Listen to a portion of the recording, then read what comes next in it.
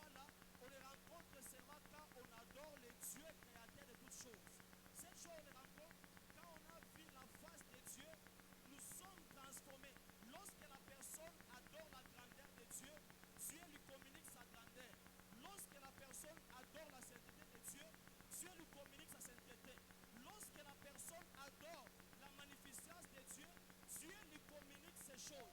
C'est pourquoi j'aimerais que tu puisses adorer le Dieu qui bénit, le Dieu qui transforme, le Dieu qui amène les gens loin, le Dieu qui peut changer l'histoire de vie des gens. C'est lui qui opère sans cicatrice, c'est lui qui peut changer l'histoire de la vie d'une personne. C'est ce Dieu-là que nous voulons élever, c'est ce Dieu-là que nous voulons célébrer.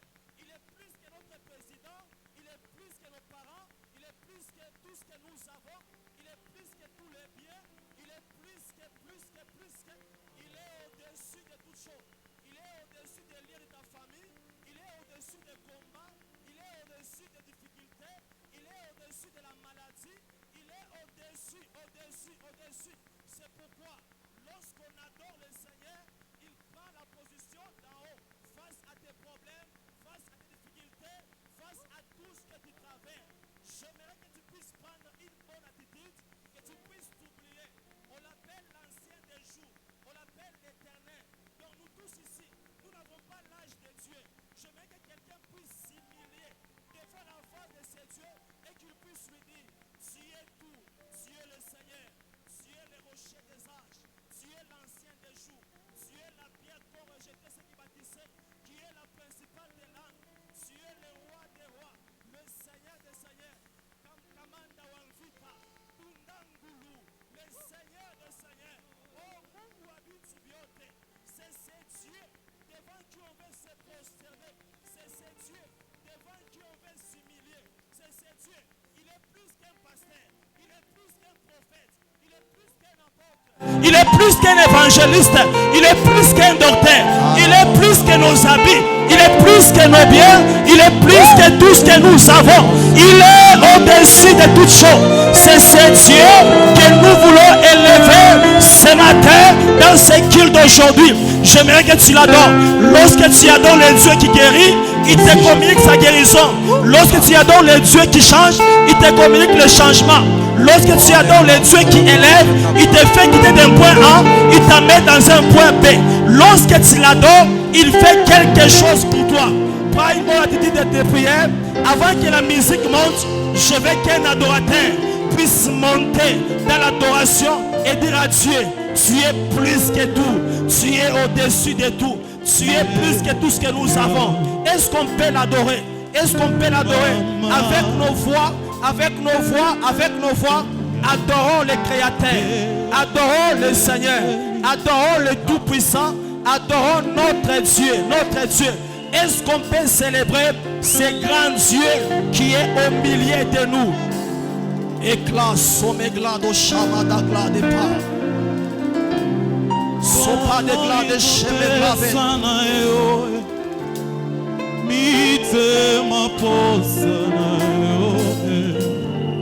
Le rocher des âges,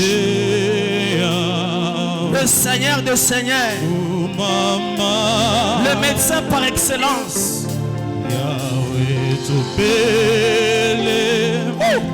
l'alpha et l'oméga, le Dieu de gloria, il est plus que toutes choses.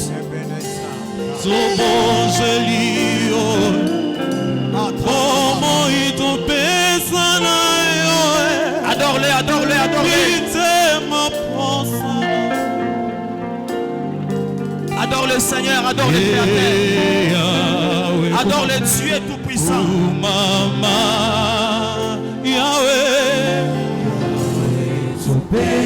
Le Jésus qui a été souverainement élevé, le Jésus qui est au-dessus de toutes choses, qui a un nom qui se passe partout. Adore-le, adore-le.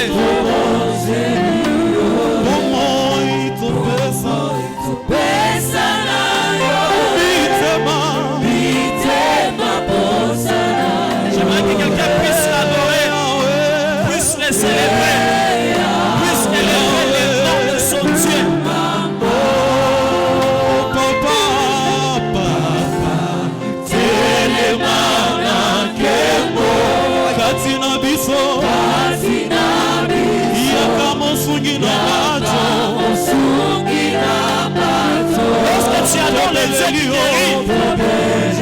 te guérir ce matin.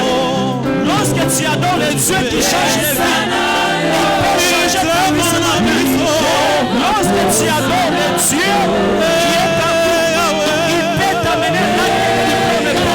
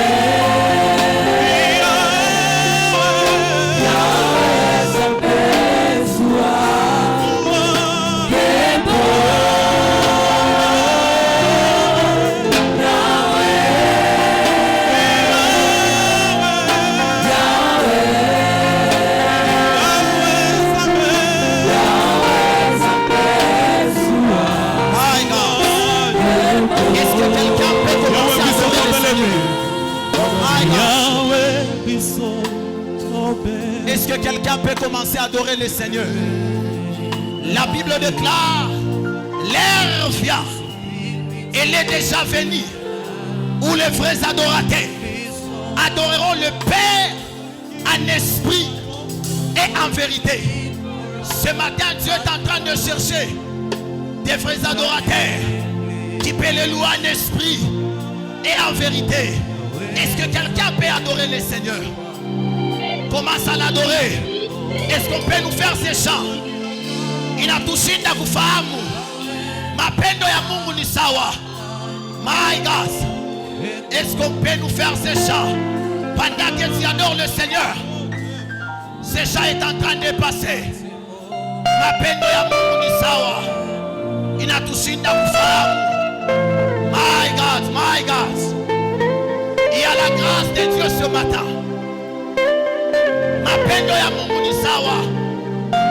L'amour de Dieu est incomparable. L'amour de Dieu n'a point de limite. Il t'aime à la manière dont tu ne peux pas imaginer. Les gens de ce monde peuvent dire qu'ils t'aiment. Mais il y a quelqu'un qui t'aime plus que toute autre chose. C'est Jésus. Il est là ce matin. Inatushi na kufahamu mapendo yake Mungu kwetu. Mapendo haya yanapita, mapendo yetu sisi watu. Alimutu Bwana Jesus. Kutuoko My God. daima kutu kutafuta wenye dhambi tupate kusamehe. Alafu mimi natavua je dis ceci, oh inatushinda kufahamu mapenzi. Regarde l'amour de Dieu dans ta vie.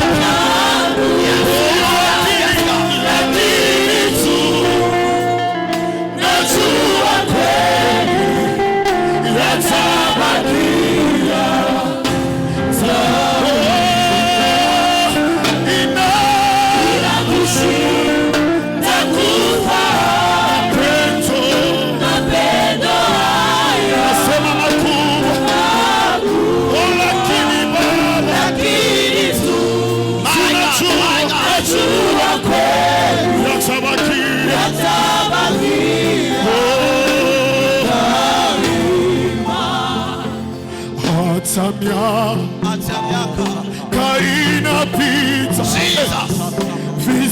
vizazi na kombolana hata watu wa dunia wanakata la kukuamini. Mapendo ya Mungu ni sawa makubwa sana. Les dieux de nos pères est en ces lieux. Jette-toi dans cette atmosphère. Il y a les dieux de guérison ce matin. Il y a les dieux de transformation ce matin.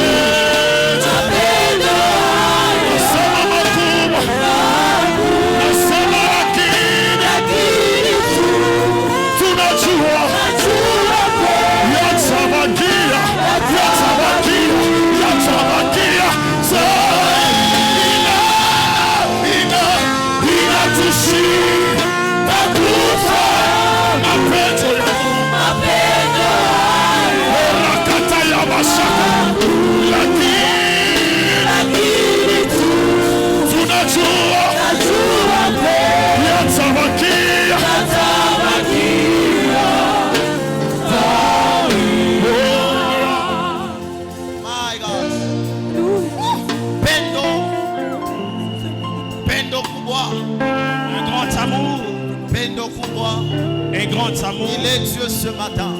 Et c'est Jésus qui est là ce dans ta vie ce matin. Il est celui qui t'a aimé. Il est celui qui a fait de toi ce que tu es ce matin. Est-ce qu'un adorateur peut commencer à acclamer très fort pour la gloire de Dieu? Acclame très fort, acclame très fort. Acclame très fort les Seigneurs. My God, my God, my God. My God. My God. Que le Seigneur nous bénisse abondamment. Est-ce que quelqu'un qui est dans la joie peut manifester la joie ce matin? Est-ce que tu peux manifester la joie? Wow. Que le Seigneur vous bénisse abondamment. Bien-aimés dans le Seigneur, l'amour de Dieu surpasse toute chose. Et c'est pourquoi lorsque vous lisez la parole de Dieu, la Bible dit car Dieu a tant aimé le monde, il a donné son Fils unique. J'ai toujours dit que l'amour des hommes est limité. Je peux t'aimer aujourd'hui, mais demain je vais te critiquer. Mais il y a une personne, la Bible déclare, lui il nous a aimés tel que nous sommes. Il n'a pas regardé nos péchés, il n'a pas regardé nos fautes. Et lui il a regardé seulement tel que nous sommes. C'est pourquoi Dieu t'aime plus que tout le monde. Est-ce que quelqu'un peut manifester l'amour de Dieu dans sa vie?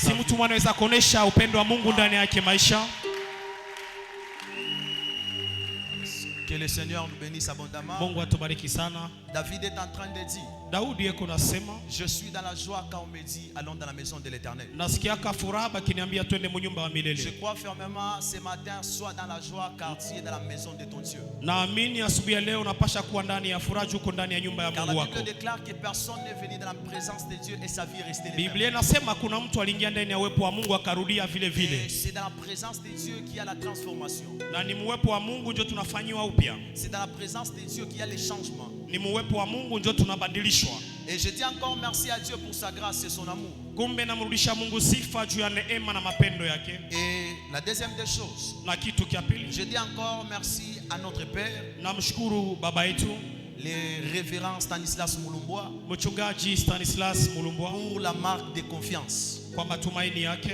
Et il a pris à Dieu que ce matin que je puisse partager la parole de Dieu. Na ilimpendeza Mungu asubuhi ya leo tugawanye neno la Mungu. Je dis encore merci au collège des anciens et des diacres Nashukuru tena baraza ya wazee na mashemashi pour la marque de confiance. kwa ile alama ya matumaini. Alléluia. Amina. Je dis encore merci à toi qui es là. Na wewe tena Que ninakushukuru. le Seigneur te bénisse abondamment. Kumbe Mungu akubariki sana. Je ne cesserai jamais de le dire. Sitaacha kamwe kusema Que le vœu de mon cœur et ma prière, kwamba kuomba na kutaka kwa moyo que wangu Dieu garde notre Père le plus longtemps kwamba possible. Mungu amchunge baba yetu miaka ya mingi. Bien-aimé, notre Dieu nous a donné un Père responsable. Mpendwa, Mungu alitupatia baba mwenye C'est madaraka. pourquoi je ne cesserai jamais de le dire du haut de cette chaîne. Ndio maana sitaweza kamwe kuacha Le vœu de kuisema mon hapa. cœur et ma prière, que Dieu les garde encore longtemps possible. Kutaka na maombi ya moyo wangu Mungu amulinde miaka mingi. Alléluia. Amina. Papa, vous êtes une bénédiction pour nous. Baba, wewe kwetu ni baraka. Et l'église Gloria vous aime beaucoup. Na kanisa Gloria inanipenda Est-ce qu'on sana. peut encore acclamer très fort? pour la Naweza gloire de kushangilia tena kwa nguvu. Dieu. Bien-aimé dans le Seigneur, Upendwa ndani ya Bwana. ce matin il a plu à Dieu Asubuhi ya leo ilimpendeza Mungu. que nous puissions partager un sous-thème. Juu tusemee juu ya shina ndogo. Nous savons que notre grand thème, Na shina yetu kubwa tunayua c'est le fruit d'une bonne conservation de sa destinée. inasemea juu ya matunda mzuri ili mtu achunge ujio wake. Alléluia. Amina.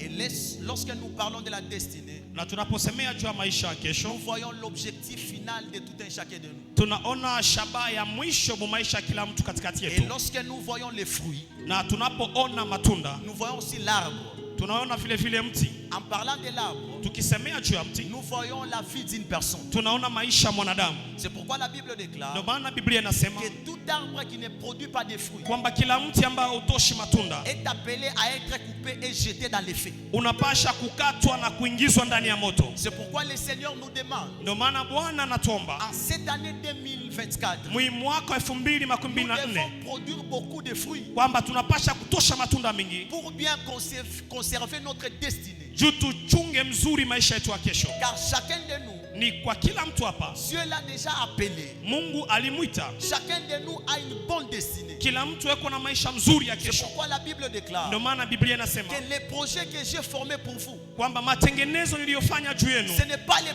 projets de malheur, haina matengenezo ya laana, mais un projet de paix et de bonheur. lakini ni matengenezo ya amani na baraka. Alléluia. Amina. C'est pourquoi en cette année 2024, Ndio maana mwi mwaka le 2024 Seigneur nous appelle Bwana anatuita à produire beaucoup de fruits. tuoneshe matunda ya mingi. Alléluia. Amina. Alléluia. Amen. Que le Seigneur nous bénisse abondamment. Bwana akubariki sana. Et notre sous-thème Na shina yetu ndogo s'intitule le renouvellement de l'intelligence. inasema kufanyiwa upya katika akili. Alléluia. Amina. Le renouvellement de l'intelligence. Kufanyiwa upya katika akili. Bien-aimé dans le Seigneur, Upendwa ndani ya Bwana, lorsqu'on n'est pas renouvelé en intelligence, wakati akili yako haifanyiwi upya, nous risquerons de passer outre la volonté de Dieu. tunaweza kwenda nje ya mapenzi ya Mungu. Il faut que celui qui vient devant Dieu, Inafaa ule anayekuya mbele ya Mungu, que son esprit soit renouvelé. roho yake inapasha kuwa upya. Alléluia. Amina. Il y a certaines choses qu'on ne parvient pas à obtenir dans notre vie. Mumaisha yetu kuko bitu tuko na shindwa kupata. C'est parce que notre intelligence n'est pas encore renouvelée. Ni juu akili yetu hayafanyiwa mpya. J'aimerais parler à quelqu'un ce matin. Acha niongee na mtu asubuhi ya leo. Toutes choses ne demandent pas la prière dans ta vie. Mambo yote muyako maisha haina mambo ya maombi. C'est pourquoi vous allez lire la Bible. Ndio maana ukisoma Biblia, La Bible déclare, Biblia inasema lorsqu'un problème t'arrive dans ta vie, wakati mambo yanakuingilia ndani ya maisha, la première des choses, kitu cha kwanza tu dois d'abord t'asseoir unapasha kuikala et réfléchir. na uchunguze D'où vient ces problèmes? hii mambo inatokea wapi, Et lorsque tu réfléchis, na wakati unafikiria c'est pale, alors tu vas voir, tu vas connaître la source. pale ndio naweza jua kule inatoka. Et si cela demande la prière, tu vas prier. Si Sasa ikiomba wengine ndani ya maombi unaweza kuomba. cela demande l'intervention de Dieu, tu dois demander l'intervention de Dieu. Ikiomba Mungu aingililie mule ndani anaweza kuingia. Alléluia. Amina. C'est pourquoi vous allez lire la parole de Dieu. Ndio maana ukisoma neno la Mungu, La Bible est en train de dire, Biblia iko nasema beaucoup de gens prient mais ils ne reçoivent pas. batu ba mingi beko naomba na bapokee kitu, Mais la Bible déclare, na Biblia inasema c'est parce que vous priez mal. ni juu mko mnaomba vibaya. Vous priez dans le but de satisfaire vos besoins. Muko naomba mkiwa na shabaha ya kutoleshelesha mabesoin yenu. Il est toujours important de savoir une chose. Ni ya lazima kujua kitu kimoja. Avant d'abord de prier, notre intelligence doit être renouvelée par le Saint-Esprit. Mbele ya kuomba inafaa akili yetu ifanyiwe upya kupitia Roho Mtakatifu. Alléluia. Amina. Que le Seigneur nous bénisse abondamment. Bwana amibariki Sans sana. plus tarder, nous sommes dans le livre de Romains 12, le verset 1 jusqu'à 2. Bila kukawa wa Roma 12 mstari wa kwanza mpaka wa Est-ce pili. qu'on peut se tenir debout pour honorer la parole de Dieu? Tunaweza simamia wima kwa kuheshimu neno la Mungu. Nous lisons Romains chapitre 12, le verset 1er au 3e. Nous lisons au nom de Jésus. Amen. Je vous exhorte donc, frères, par les compassions de Dieu, à offrir vos corps comme un sacrifice vivant, saint, agréable à Dieu, ce qui sera de votre part un culte raisonnable. Est-ce qu'on peut acclamer la parole de Dieu? Tushangilie neno la Mungu. Est-ce qu'on peut encore nous lire 2 Corinthiens 5, le verset 17? Wakorintho wa pili 5:17. 2 Corinthiens chapitre 5, le verset 17, la Bible dit, Yes. si quelqu'un est en Christ, il est une nouvelle créature. Les choses anciennes sont passées, voici, toutes choses sont devenues nouvelles. Amen. Amina. Est-ce qu'on peut encore acclamer pour la parole de Dieu? Tushangilie tena neno la Mungu. Bien-aimés dans le Seigneur, Pendwa ndani ya Bwana. je disais que notre sous-thème s'intitule le renouvellement de l'intelligence. Nilisema shina yetu ya kidogo inaitwa kufanywa upya Bien-aimés katika dans le akili. Seigneur, l'église du temps de la fin est appelée à être renouvelée par l'intelligence. Mpendwa ndani ya Bwana, kanisa wakati wa mwisho inapasha kufanywa upya katika akili. C'est pourquoi lorsque nous lisons la parole de Dieu dans Romains 12, le verset 1 jusqu'à 2, Ndio maana tukisoma Roma wa pili 12 mstari wa kwanza et la mpaka Bible 3. est en train de dire, Biblia iko nasema, je vous exhorte donc, frères, ndugu ninamisubutisha à offrir vos corps comme un sacrifice muitowe mili yenu kama sadaka, vivant sadaka inayoishi, takatifu et agréable à Dieu. na ya kumpendeza Mungu. Et lorsque vous lisez le verset 2, Na ukisoma mstari wa pili, la Bible déclare encore, Biblia inasema tena, ne vous conformez pas au siècle présent, musifanane na hii dunia ya mais leo, soyez transformés par le renouvellement de l'intelligence, lakini mufanyiwe upya, kufanyiwa upya kwa akili, afin que vous discerniez quelle est la volonté de Dieu. juu mupate kuchunguza mapenzi ya Mungu ni nini, Et cela est juste et agréable à Dieu et parfait. na kile ni haki na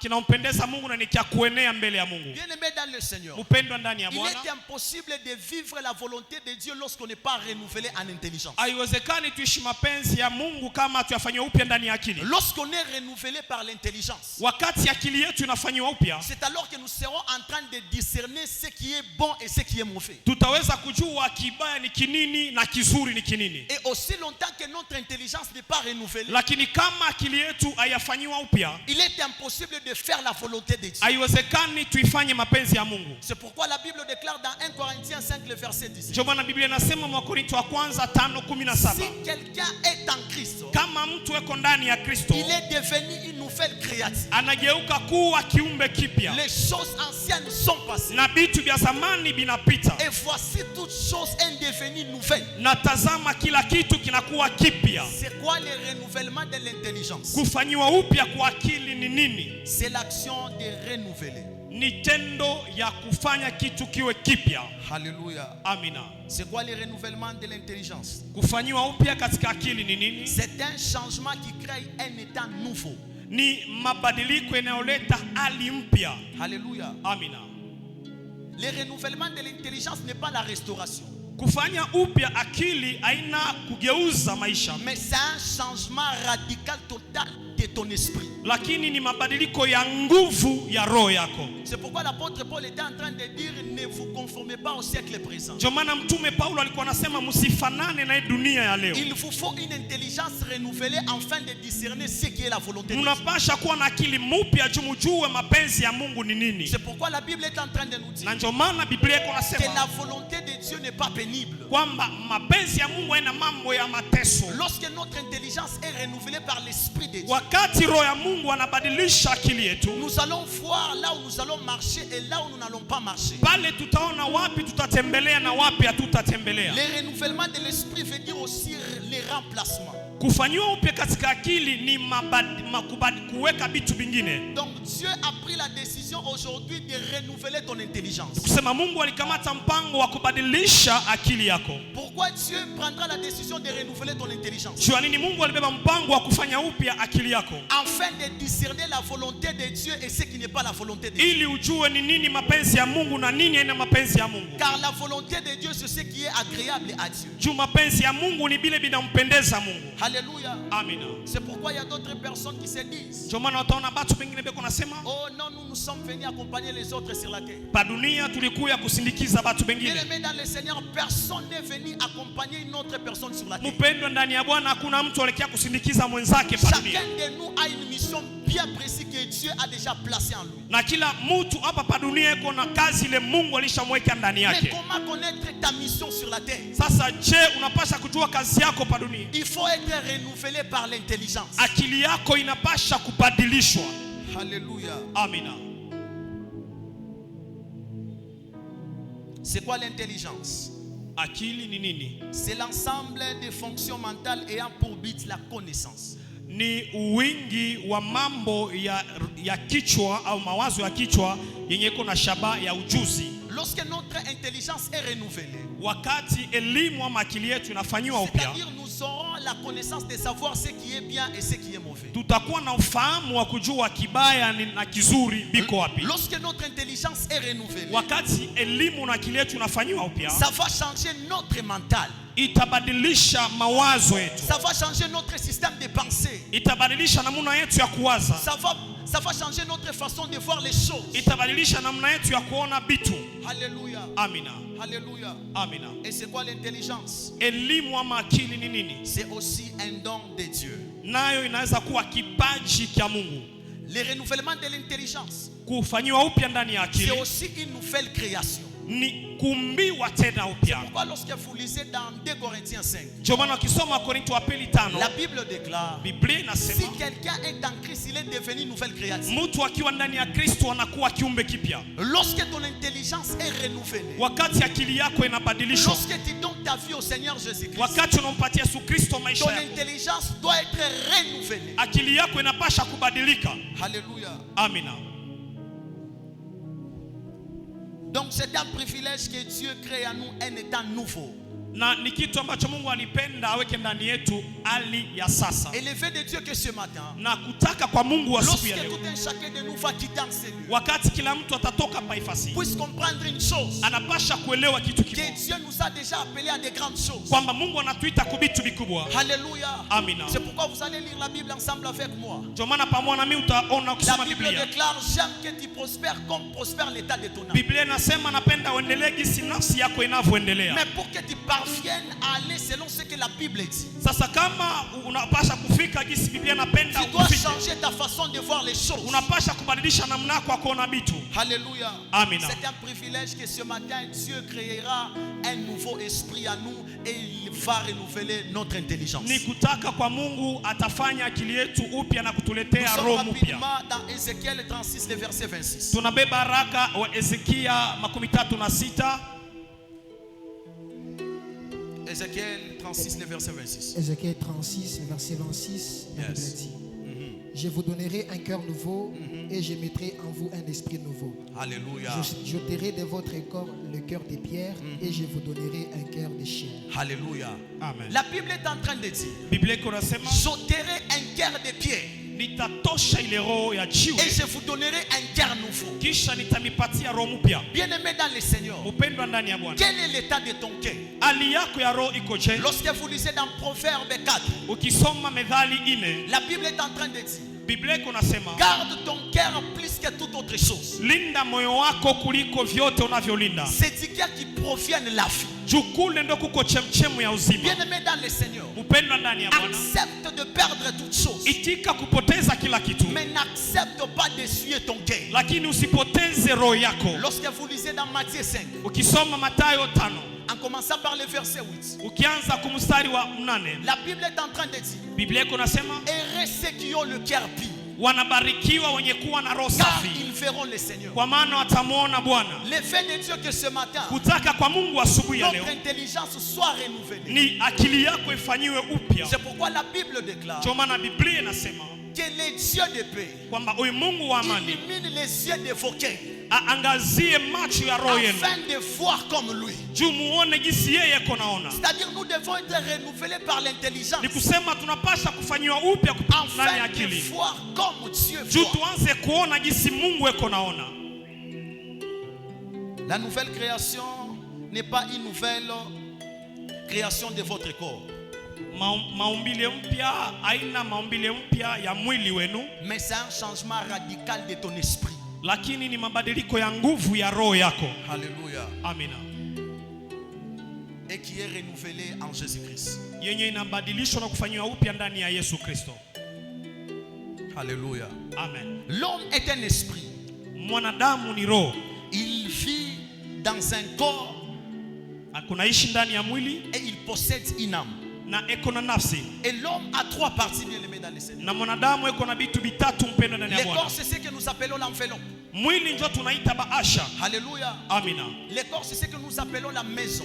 Mwili ndio tunaweza kuita nyumba. Alléluia. Amina. C'est pourquoi il nous faut que notre intelligence soit renouvelée. Ndio maana akili yetu inapasha kufanyiwa upya. L'homme est un esprit vivant dans un corps. Mwanadamu ni roho inayoishi ndani ya mwili. Alléluia. Amina. L'homme est un esprit vivant dans un corps. Mwanadamu ni roho inayoishi ndani ya mwili. C'est pourquoi la Bible est en train de dire en réalité dans l'homme c'est l'esprit. Ndio maana Biblia inasema kwa kweli ndani ya mtu ni roho. L'homme n'est pas le physique que nous voyons. Mwanadamu ene nje tuko naona, Mais l'homme c'est un esprit. lakini mwanadamu ni roho. C'est pourquoi la Bible déclare Ndio maana Biblia inasema marchez selon l'esprit mutembee kufatana na et roho, vous n'accomplirez pas les désirs de la chair. pale hamutafanya mapenzi ya mwili. La Bible déclare les désirs de la chair sont manifestés. Biblia inasema mapenzi ya mwili inaonekanaka Lorsque notre intelligence n'est pas renouvelée, wakati akili yetu hayafanyiwa upya, nous allons vivre selon la chair. tutaishi mkimwili. Or la Bible déclare Ile saa Biblia inasema la chair a des désirs contraires à ceux de l'esprit. mwili iko na mapenzi yenye naachana na mapenzi ya roho. En réalité, là où tu es un esprit, Kwa kweli pale uko weye ni roho, mais tu possèdes une âme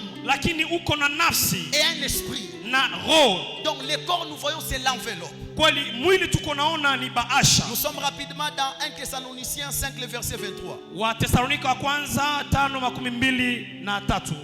Solution 5, 23, la Bible dit que le Dieu de paix vous sanctifie lui-même tout entier et que tout votre être, l'esprit, l'âme et le corps soient conservés irrépréhensibles lors de l'avènement de notre Seigneur Jésus-Christ. Amen. Amen. La Bible déclare Biblia que inasema le Dieu de paix sanctifie votre âme, kwamba Mungu wa amani atakase bumutu votre kwenu, esprit roho yenu et votre corps, na mwili, afin qu'il soit préservé à l'avènement du Seigneur. juu mutayarishwe wakati Bwana atakaporudi. Donc nous sommes appelés pour être renouvelés à l'intelligence. Dieu doit sanctifier notre esprit. Kusema tunaitwa kufanyiwa upya kule, Mungu anapasha takasa roho yetu. Le premier facteur de le renouvellement de l'intelligence. Le premier facteur du renouvellement de Kitu cha l'intelligence. kwanza katika kufanyiwa upya ndani ya akili, Nous devons nous soumettre à la volonté de Dieu. tunapasha kunyenyekea kwa mapenzi ya Mungu. Bien-aimés dans le Seigneur, Mpendwa ndani ya Dieu Bwana, a besoin de chrétiens qui se soumettent à sa volonté. Mungu yako natafuta bakristu beko nanyenyekea kwa mapenzi yake. Mais comment se soumettre à la volonté de Dieu? Tunaweza kutii je mapenzi ya Il faut Mungu? être renouvelé en intelligence. Tunapasha kwanza kufanyiwa upya ndani ya Et lorsque akili, notre intelligence est renouvelée, na wakati akili yetu inafanyiwa upya, nous nous allons nous soumettre à la volonté de Dieu. pale tutatii mapenzi ya Mungu. C'est quoi la volonté de Dieu? Ni nini mapenzi ya Mungu? La volonté de Dieu, c'est vivre dans les principes de Dieu. Mapenzi ya Mungu ni kuheshimu na kuishi makanuni ya Mungu. La volonté de Dieu, c'est vivre ce qu'il a dit dans notre vie. Mapenzi ya Mungu ni kuheshimu kile alisema ndani yetu maisha. Si Dieu est esprit, alors nous aussi nous sommes des esprits. Alors kama Mungu ni roho na siye vile vile tunakuwa maroho. Pourquoi nous ne devons pas laisser la chair dominer notre esprit? Ndio maana hatupashi kukubali mwili itawale roho. Nous ne devons pas laisser la chair dominer notre âme. Tusiache mwili itawale nafsi yetu. Car l'âme et le corps sont en contact direct. Kwa maana mwili na nafsi biko binye kuchofeana. Ce qui se passe dans ton âme Bile biko napitikana ndani ya nafsi a yako. des réactions sur ton corps. Binaletaka matokeo C'est kumwili. pourquoi la Bible déclare Ndio maana Biblia que inasema les dieux de paix kwamba Mungu wa amani sanctifie votre corps, atakase mwili wenu, sanctifie votre âme, atakase nafsi yenu, afin de les conserver pire jusqu'à l'avènement du Seigneur. juu mubakie mwenye kutakasiwa mpaka siku Bwana atakaporudi. Notre intelligence doit être Ni renouvelée. kusema akili yetu inapasha kufanyiwa upya. Alléluia. Amina. Le corps n'est qu'une maison. Mwili ni nyumba tu. Et c'est quoi l'esprit? Na roho yenyewe sasa ni nini? L'esprit, c'est ce qui entre en contact avec Dieu. Roho njo inaingiaka muhusiano na Mungu. L'esprit, c'est ce qui entre en communion avec Dieu. Roho njo inakuwaka naingia ushirika na Mungu. Alléluia. Amina. Notre Dieu voit l'état de ton cœur et de ton esprit. Mungu wetu anaonaka hali ya roho na moyo wako. C'est pourquoi lorsque Caïn et Abel ont offert à Dieu, Ndio maana wakati Kaina na Abeli walimtoea Mungu, Dieu n'a pas vu les choses que ces deux étaient en train d'offrir. Mungu akona bitu aba batu bawili balitoa. En réalité, Dieu regarde d'abord le cœur du sacrificateur avant d'agréer le sacrifice. Kwa kweli Mungu anaonaka kwanza moyo wa kuhani mbele ya kuitika sadaka ya C'est kuhani. pourquoi la Bible déclare, Ndio maana Biblia inasema si tu veux offrir, kama unapenda kutoa, si tu as un problème avec ton prochain, ukiwa na mambo na jirani yako, va d'abord arranger avec lui. wende kwanza utengeneze C'est alors naye, que tu viendras donner à Dieu. kisha ndio takuya kumtoea Mungu. Beaucoup de gens offrent à Dieu, Batu bamingi beko namtoea mais Mungu, leur état de cœur sont loin de Dieu. lakini mioyo yao iko mbali na Mungu. Alléluia. Amina. C'est pourquoi il te faut le renouvellement de l'intelligence, Ndio maana unapasha kufanyiwa upya ndani ya afin akili, de discerner la volonté de Dieu et ce qui n'est pas la volonté de Dieu. upate kujua mapenzi ya Mungu na ile haina mapenzi ya Mungu. L'esprit est la partie qui nous réunit avec Dieu.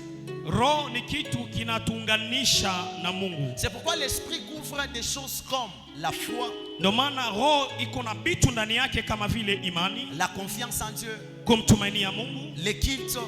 ibada. Et l'esprit est considéré comme la partie la plus profonde de notre être. Na roho iko kama kitu kenye na uketo sana mububutu wetu. C'est-à-dire l'esprit est considéré comme une grande partie de notre être. Ni kusema mububutu wetu kipande kya munene sana ni roho. C'est pourquoi quand tu veux juger l'homme, Ndio maana ukipenda ne kumhukumu le juge mtu, pas selon l'apparence, usimhukumu kufatana na bila mais liko naonekana. juge-lui selon son état d'âme et son esprit. Umhukumu kufatana na hali yake ya nafsi na hali ya roho. Alléluia. Amina. C'est pourquoi vous allez lire dans Jean 4, le verset 24. Ndio maana ukisoma Yohane 4:24, L'heure vient, elle est déjà venue, nasema wakati unakuja na où les ulishafika, vrais adorateurs adoreront le Père en esprit et en vérité. kule waabudu wa kweli watamwabudu Baba katika roho na Notre haki. Dieu est esprit. Mungu wetu ni roho. Pour l'adorer, il faut être aussi esprit. Sasa juu mwabudu unapasha kuwa roho, Car c'est l'esprit qui entre en contact avec juu Dieu. roho njo inaingiaka muhusiano na Mungu. Mais pose-toi la question. Sasa pima kujiuliza, Quelles sont les choses qui entrent dans ton esprit?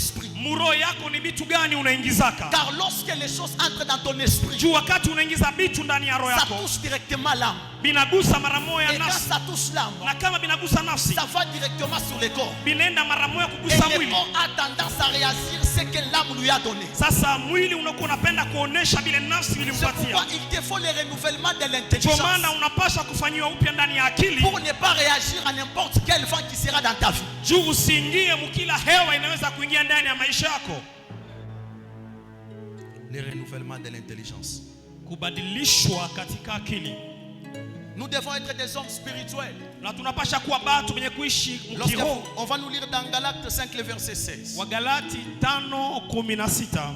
Wagalatia Galates 5, verset 16, la Bible dit, Yes. j'ai dit donc, Marchez selon l'esprit. Marchez selon l'esprit. Et vous n'accomplirez pas les désirs de Et la vous chair. n'accomplirez pas les désirs de la chair. Alléluia. Amen. Bien-aimés dans le Seigneur. Upendwa ndani ya Bwana. C'est-à-dire nous devons marcher par l'esprit. Napasha kutembea katika roho. Pour ne pas Juu tusi avoir les œuvres de la chair. fanye mapenzi ya mwili. Bien-aimés dans le Seigneur. Mpendwa ndani ya Nous Bwana. devons laisser l'esprit de Dieu soumettre notre âme. Tunapasha kuibeba nafsi yetu na kuweka chini ya roho ya Nous Mungu. devons laisser l'esprit de Dieu de prendre la possession de ton âme et de ton corps. Tunapasha kuacha roho atawale mwili na nafsi. Alléluia. Amina. Nous devons nous soumettre à la volonté de Dieu. Na tunapasha kutii kwa mapenzi ya Mungu. C'est pourquoi il nous faut le renouvellement de l'intelligence. Kwa maana akili yetu inapasha kufanyiwa upya. Alléluia. Amina. Et nous allons parler, c'est quoi l'âme? Na nafsi yenyewe ni nini? Alléluia. Amina. L'âme est la source vitale de la vie de l'homme. Nafsi ni chemchemu ya uzima ya maisha ya mwanadamu. La vie de l'homme est dans l'âme. Maisha ya mwanadamu inapatikana ndani ya nafsi. Alléluia. Amina. C'est pourquoi la Bible nous a dit que nous devons conserver nos âmes pures et nos corps purs et nos esprits purs. Ndio maana Biblia inatuomba tuchunge roho, nafsi na mwili vyote vikiwa takatifu. Et dans l'âme, nous trouvons ce qu'on appelle la pensée. Na ndani ya nafsi tunakuta kitu kinaitwa Et mawazo. dans l'âme, nous trouvons ce qu'on appelle les émotions. Ndani ya mwili ya nafsi tunakuta kitu kinaitwa Et dans mishtuko. l'âme, nous trouvons ce qu'on appelle les sentiments. Katika nafsi kwa vitu vinaitwa mahisia. Bien aimé dans le Seigneur, quand ton esprit n'est pas renouvelé, Mpendo ndani ya Bwana, akili yako kama yafanyiwa upya, tu risquerais de faire tout ce que ton corps te demandera. unaweza kufanya kila kitu mwili itakutuma ufanye. Quand ton esprit n'est pas renouvelé, Kama roho yako yafanyiwa tu upya, risquerais de faire tout ce que ton âme te demandera. unaweza kufanya kile nafsi itakwambia ufanye. Or, l'âme est en communication directe avec le corps. Ile saa nafsi iko naongea kila siku na mwili. Et dans l'âme, c'est là où nous trouvons la pensée. Na ni ndani ya nafsi tunakuta mawazo. Et nous sommes dans Matthieu 26, le verset 38. Mathayo 26:38. Matthieu 26, 38, la Bible dit. Yes. Il leur dit alors, mon âme est triste jusqu'à la mort, restez ici et veillez avec moi. Alléluia. Amen. Et là, c'était le jour que Jésus voulait mourir. Ni siku ambayo Yesu alikuwa Il anataka a dit kufa. que mon âme est triste jusqu'à la mort.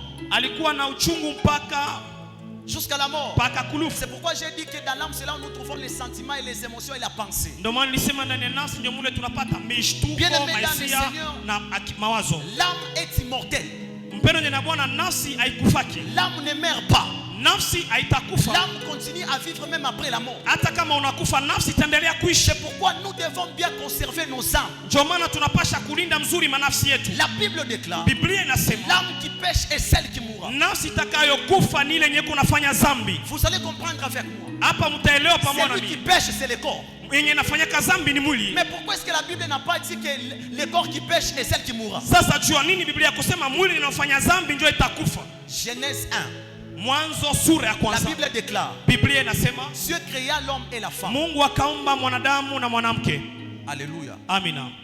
Et Genèse 2, Na Mwanzo sura ya pili la Bible déclare, Biblia inasema Dieu forma l'homme de la poussière. Mungu akamfanya mwanadamu kwa mavumbi. Alléluia. Amen. Et lorsque vous descendez là-bas, il tira la côte de l'homme. Ukishuka utasikia mbavu ya mwanaume, Et il créa aussi la femme. akabeba akamfanya mwanamke. Vous allez comprendre que le corps n'est que poussière. Sasa utaelewa kwamba mwili ni mavumbi, Lorsque quelqu'un meurt, son corps va rentrer dans la poussière. na mtu akifa mwili wake utaingia ndani ya Mais mavumbi. ce qui est plus important, c'est ton âme. Sasa kitu cha lazima sana ni nafsi yako. Pose-toi la question, si tu mourais aujourd'hui, Ujiulize leo ukikufa, par rapport aux choses qui entrent dans ton âme, kulingana na vitu viko naingia ndani ya nafsi yako, iras-tu? wewe utaenda wapi? Car l'âme est immortelle. Kwa maana ile nafsi inayofanya haiwezi kufa. L'âme ne meurt pas. Nafsi haikufaki. C'est pourquoi la Bible déclare, Ndio maana l'âme Biblia inasema, pêche est celle qui mourra. nafsi inayofanya dhambi ndio nafsi itakayokufa.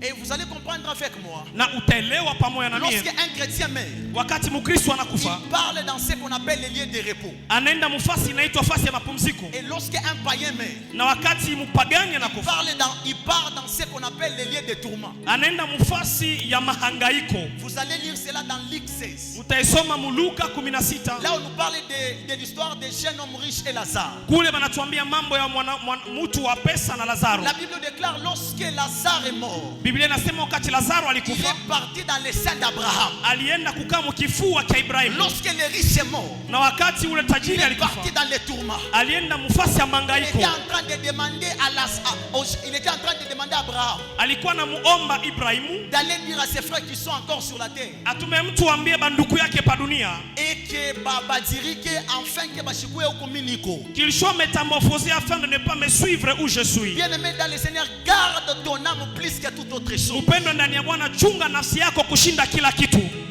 Alléluia. Amina. C'est pourquoi vous allez comprendre Chomana utaelewa les gens qui sont dans les mystiques. bale batu beko mu mambo ya buchawi Ils ont toujours tendance à dire qu'il a vendu son âme au diable. banapendaka kusema aliuzisha nafsi yake kwa shetani. Alléluia. Amina. Quand l'homme meurt, Wakati mtu anakufa, son esprit rentre à Dieu. roho yake inaenda kwa Mungu, Le corps rentre dans la poussière. mwili inaingia ndani ya mavumbi, Et son âme, na nafsi yake son âme trouve maintenant son âme a des positions. inajikuta mbele ya vitu viwili. Si tu es chrétien, tu pars dans les lieux de repos.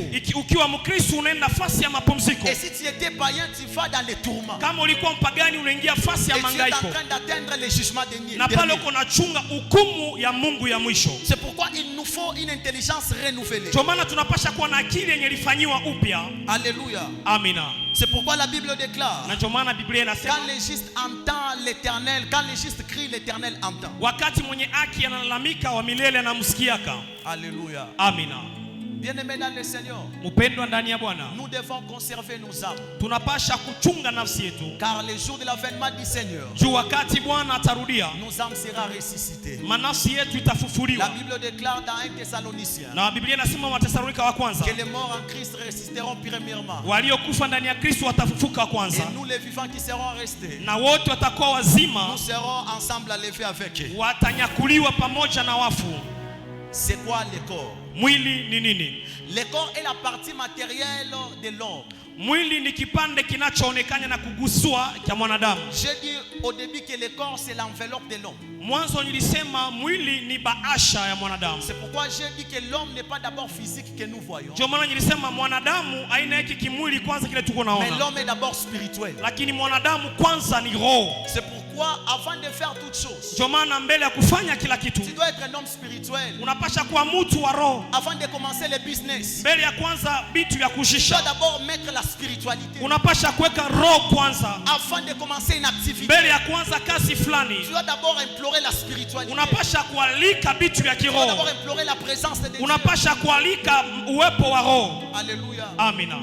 Car nous savons une chose. Kwa maana tunajua kitu Le kimoja. monde que nous voyons n'est pas d'abord physique. Hii dunia tuko naona haikuwaki kwanza ya mwili, C'est un monde spirituel. ni kwanza dunia ya kiroho. C'est pourquoi pour dominer dans ce monde, Ndio maana juu utawale pa dunia, pour avoir de l'influence dans ce monde, juu upate kubadilisha il faut vitu pa d'abord dunia, être un homme spirituel. kwanza unapasha kuwa mtu wa roho. J'aimerais dire à quelqu'un ce matin, Napenda kuambia mtu mwa asubuhi ya la leo, plus grande des choses à laisser à tes enfants, kitu kizuri kinaweza achia batoto ce n'est pas le matériel. aina bimabitu. La plus grande des choses à laisser à tes enfants, Kitu kinene kinaweza ce achia n'est pas avoir batoto des véhicules, aina kuwa na magari, mais c'est de les laisser la spiritualité de Dieu. ni kubachia mambo ya roho ya Car Mungu. la spiritualité a l'influence sur toutes choses. Juu roho inaweza tawala na kubadilisha kila kitu. Lorsqu'on est spirituel, bien aimé dans les Mpendo Seigneur, ndani ya Bwana, ukiwa mtu wa roho nous aurons la domination sur toutes choses. utatawala juu ya kila kitu. Pourquoi Dieu nous appelle à être renouvelés par Ndio l'intelligence. maana Mungu anatuambia tubadilishwe katika Ne akili. laissez pas le corps dominer notre âme. Usifanye dunia mwili utawale nafsi yetu. Ne laissez pas le corps dominer notre esprit. Usiache mwili tawale roho. C'est pourquoi la Bible déclare, Ndio maana Biblia inasema celui qui aime le monde mwenye anapenda dunia ne saura jamais plaire à Dieu. hataweza kumpendeza Et Mungu, celui qui aime le monde lakini mwenye anapenda se dunia fera ennemi de Dieu. atajifanya adui ya Le Mungu. monde bien aimé dans le Seigneur, Upenda ndani ya Bwana, nous sommes des passagers. tuko wapitaji pa Ne dunia, vous conformez pas au siècle na présent, usifananye na dunia ya leo. mais soyez transformés par le renouvellement de l'intelligence. Badilishwa kupitia kufanyiwa upya kwa Lorsqu'on akili. est renouvelé par l'intelligence, Tufanyiwe upya kupitia akili. on ne vivra plus comme tout le monde. Pale hatutaishi kama batu On ne bote, fera pas les choses comme tout le monde. hatutaona vitu sa batu On ne bote, chantera pas comme tout le monde. hatatuita kama batu On bote, ne priera pas comme tout le monde. hatutaomba kama kila mtu, On n'étudiera pas comme tout le monde. hatutafunda kama kila Parce mtu. que nous sommes renouvelés en esprit. Wakati tunafanyiwa upya ndani ya roho. Proverbe 5, le verset 11. Mezali 5:11. Proverbe 5, le verset 11, la Bible dit Yes. de peur que tu ne gémisses près de ta faim, quand ta chair et ton corps se consumeront. Alléluia. Amina. Bien-aimés dans le Seigneur, Upendwa ndani ya Bwana, ne laissez pas le corps dominer notre esprit. usiruhusu mwili itawale roho. Et l'âme égorge 5 choses. Na hapa niko na vitu vitano, Et c'est dans l'âme que nous trouvons la vie, l'ouïe, le goût, l'odorat et le toucher. na ni ndani ya nafsi ndio kuko kugusa, kusikia harufu na mingine. Donc l'âme égorge 5 choses. Kusema nafsi inafunika vitu vitano. Maintenant, pose-toi la question. Sasa ujiulize, Qu'est-ce que tu fais entrer dans ton âme? ni vitu gani unaingizaka ndani ya nafsi yako? Qu'est-ce que tu fais entrer dans ton âme? Ni vitu gani unaingizaka ndani ya nafsi yako? Car c'est dans l'âme que nous trouvons toutes choses. Juu ni ndani ya nafsi mule tunakuta kila kitu. Dieu nous appelle à conserver nos âmes pures. Mungu anapenda tulinde manafsi yetu ikiwa safi. Qu'est-ce que tu es en train de regarder? Wewe unazoea kuangalia nini? Bien-aimé dans le Seigneur, Mpendwa ndani ya Bwana, j'ai fait une analyse sur Internet. nilipima kuangalia ku internet. On nous a dit que la majorité des jeunes aujourd'hui, Bakatuambia ba mingi mubiana et ils sont en train de filmer, ils sont en train de regarder des films pornographiques. beko naangalia bile bitu abistahili Bien-aimé kuangalia. dans le Seigneur, Mpendwa ndani aussi ya Bwana, longtemps que tu regardes des mauvaises choses, kama uko nazoea kuangalia vitu aussi vibaya, longtemps que ton âme est en train d'être essuyée, wakati unazoea kuingiza munafsi yako vitu vibaya, car tu dois conserver ton âme pure. juu unapasha kulinda nafsi yako safi. Tu dois conserver ton âme pure, Nafsi yako inapasha kuwa takatifu, car l'âme n'a pas de prix. juu nafsi haina na bei. Bien-aimé, qui connaît le prix d'une âme? Mpendwa, nani anajua bei ya nafsi? La Bible déclare: Biblia à inasema quoi servira à un homme de gagner le monde itamsaidia nini mwanadamu apate dunia yote afin de perdre son âme? na mwisho apoteze nafsi yake? L'âme n'a pas de prix, bien-aimé. Ni kusema mpendwa, nafsi haina na bei. C'est pourquoi celui qui perd une âme de Dieu, Ndio maana ule anapoteza nafsi ya Mungu, Dieu l'en demandera beaucoup. Mungu atamulomba bya mingi. Regarde ton cinq sens. Angalia hivi vitu vitano, Qu'est-ce qui entre dans ton esprit? ni nini unaingizaka mroho yako. J'ai fait encore des recherches. Nilipima tena On nous kufanya a dit utafiti, aujourd'hui que la majorité de plusieurs jeunes banatuambia babiana ba mingi sont à peu près au moins 80% au 80% sont en train de vivre dans la masturbation. beko naishi mkujifurahisha kwa Bien-aimé dans wenyewe. le Seigneur, Mpendwa ndani ya si Bwana, l'église ne parle pas des choses pareilles, kama kanisa isemee on hivi ne vitu, parlait pas. on ne nous en parlera jamais dans nos maisons. Regarde les choses qui est en train de suer ton âme. Angalia vile vitu biko na chafula nafsi yako. Regarde si les choses qui est en train de suer ton esprit. Angalia vitu vile biko na chafula roho Tu yako. dois conserver ton âme pure, Unapasha kulinda nafsi yako takatifu, car ton âme a de la valeur devant Dieu. juu nafsi yako mbele ya Mungu iko ya bei. Car le corps se connecte avec le monde extérieur. Kwa maana mwili unaingiaka mahusiano na dunia ya nje. Alléluia. Amina. La partie que le Seigneur fait renouveler ce matin, Na kipande kile Mungu anapenda afanye upya asubuhi ya leo c'est ton esprit. ni roho yako. Alléluia. Amina. Bien-aimé dans le Seigneur, Mpendwa ndani ya ton Bwana, esprit doit être renouvelé. roho yako inapasha kufanyiwa upya, Et le Seigneur fait régénérer ton esprit. na Mungu aitengeneza akifanya upya roho yako. Alléluia. Amina. Et si tu conserves ton âme pure, Na nafsi yako kama unailinda takatifu, tu sauveras ton âme et ton esprit. ni kusema utaokoa nafsi na roho yako. Alléluia. Amina. La Bible déclare Biblia inasema dans Proverbe 23, le verset 7, Mumezani 13 l'homme est le fruit de ses pensées, kwamba mwanadamu ni roho na mawazo yake. car il est comme les pensées de son âme. Juu eko anafanana na mawazo ya nafsi yake. Qu'est-ce que tu es en train de penser, bien-aimé? Mpendwa, unawazaka nini? Qu'est-ce que tu es en train de voir? Mpendwa, wewe unaonaka Qu'est-ce nini? que tu es en train de regarder? Mpendwa, unaangaliaka nini? Bien-aimé, nous sommes appelés à quitter ce monde. Wapendwa, tunapasha kutoka mwile dunia. Tel homme pense tel qu'il est. Mtu kile anawazaka njo kile C'est anakuwaka. pourquoi tes pensées doivent être pures. Ndio maana mawazo yako yanapasha kuwa takatifu, Tes pensées doivent être sanctifiées par la parole de Dieu. na mawazo yako yanapasha kutakasiwa na neno la Mungu, Car je suis ce que je pense. kwa maana napasha kuwa kile niko nawaza, Ce que je pense détermine ce que je suis. na kile niko nawaza kinaonesha kile niko. Donc l'homme est le fruit de ses pensées. Ni kusema mwanadamu ni matunda ya mawazo yake. Et lorsque vous lisez la Bible, Na ukisoma Biblia, Ephésiens 4, le verset 17, Waefeso 4:17, Ephésiens 4 et le verset 17, il dit: Yes. Voici donc ce que je dis et ce que je déclare dans le Seigneur. Yes. C'est que vous ne devez plus marcher comme les païens qui marchent selon la vanité de leurs pensées. Alléluia. Amen. La Bible déclare: Biblia inasema nous ne devons plus marcher comme les païens hatupashi tena kutembea kama bapagani qui sont en train de marcher selon leurs pensées. benye beko wanajiongoza kufatana na mawazo yabo. Alléluia. Amina. Et ils sont en train de marcher selon la vanité de leurs pensées. Na beko natembea mu ubatili ya mawazo yao. Si nous sommes renouvelés en esprit, Kama roho yetu inafanyiwa upya, nous ne serons pas emportés par n'importe quel vent. hatutabebwa na hewa yote. C'est pourquoi vous allez voir des chrétiens qui ne sont pas renouvelés en esprit. Ndio maana utaona Mkristo mwenye roho yake yafanyiwa Akashikia upya. sema, il y a un prophète alikuwa comme kapati na tosha moto. Quand il entend il y a un prophète qui dégage le feu akapata. Ye ulanenda mbio. Vous le verrez aller rapidement. Et vous allez voir quelqu'un. Na mtaona mtu Asema, il y a un homme de Dieu qui est en train de guérir les paralytiques. kuko mtumishi wa Mungu eko naponya biwete. Ye ulanenda mbio. Le voilà vite là-bas. Pourquoi? Juu ya nini? Parce que cette personne n'est pas renouvelée en esprit. Juu huyu mtu akili yake yafanyiwa Lorsque upya. ton esprit est renouvelé, Wakati roho yako inafanyiwa upya, tu seras posé. utaikala nafasi Dieu est moja. partout, mais il ne bénit pas partout. Mungu yuko fasi yote lakini abariki yake fasi Dieu te yote. bénira à la place là où il est en train de te voir. Atakubariki pale na zoea kukuonaona. Dieu ne te bénit pas partout. Mungu hatakubariki fasi yote. C'est pourquoi Habakkuk est en train de Ndio dire: maana Habakuki anasema j'étais à mon poste, nilikuwa pa fasi yako, j'attendais nilikuwa nachunga jusqu'à ce que mpaka wakati de voir ce que l'Éternel me dit. nione vile Mungu aniambia. En réalité, Kwa kweli il est impossible haiwezekani de voir uishi ce qu'on peut me dire. vile. Amen.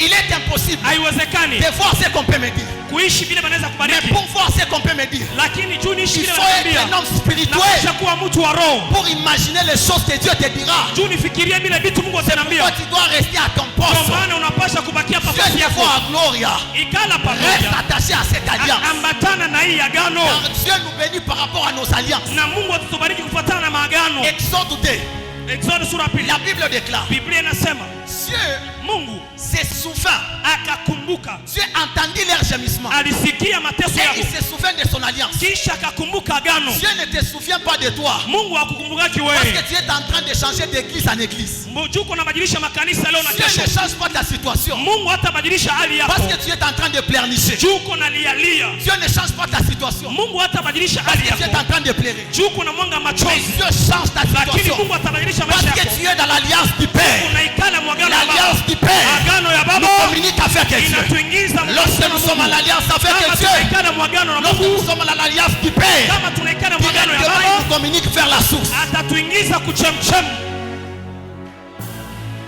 Beaucoup de gens aujourd'hui Leo batu bamingi ont abandonné la source. baliachana na chemchem. Rentre à la source. Haleluya, rudia kuchemchem. Rentre à la source. Rudia kuchemchem. Le Saint-Esprit, Roho Mtakatifu, nous devons donner notre vie à Jésus-Christ pour être renouvelés en esprit. juu akili yetu ifanyiwe upya, tunapasha kumpatia Bwana Yesu maisha yetu. Alléluia. Amina. Toi qui as déjà cru, Wewe mwenyewe ulishaamini mais il te faut le renouvellement de l'esprit. na inakupasha roho yako ifanyiwe upya, Tu dois implorer le Saint-Esprit. unapasha kualika Roho Mtakatifu. Toi qui n'as pas encore crié au Seigneur, Na wewe mwenyewe yamuitikia tu Yesu, dois prendre une décision aujourd'hui leo ni wakati wa kubeba mpango de donner ta vie à Jésus ya kumpatia Yesu maisha afin yako que ton esprit soit renouvelé. ili akili yako haifanye upya. Beaucoup de gens aujourd'hui Leo batu bamingi viennent à l'église pour chercher le travail. banakuya kutafuta makazi On ne vient kukanisa. pas à l'église chercher le travail, Hatukuyi kutafuta makazi mais on kukanisa. vient à l'église chercher les dieux qui donnent le travail. Tunakuya kumtafuta Mungu leo anapatiana makazi Beaucoup kukanisa. de gens aujourd'hui Leo batu bamingi cherchent des choses passagères beko natafuta vitu ya kupita au lieu de chercher les choses très importantes. kuliko kutafuta vitu vya maana.